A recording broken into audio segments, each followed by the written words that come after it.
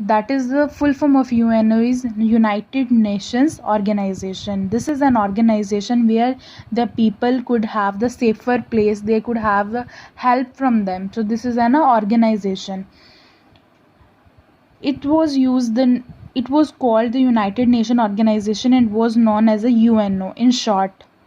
Earlier I told you the full form of UNA, that is United Nations Organization. So this is the UNO, but later it is shortened and called the UN. Firstly it was a UNO, but after that it became UN. The term United Nations was given by the Franklin D. Roosevelt, the President of USA. The President of USA have changed the name to UNO to UN.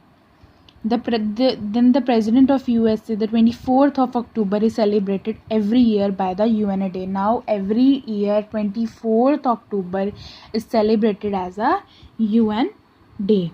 Now what are the objectives? Here we will read about what are the objectives that are there in this United Nations. To maintain international peace and security. Peace means when you have a peace, you say that it's a silent, smooth security when there is.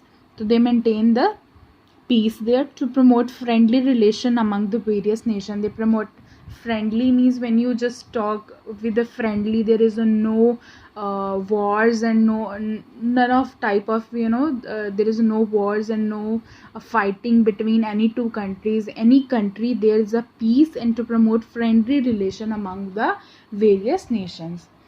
To solve social and economic problem of different country. They also solve the problem that could be socially or economically. Both of the problems can be it will be solved with the UN. To promote respect from human rights and the freedom for all the people. To remove difference based on the race, religion, language and sex among the people.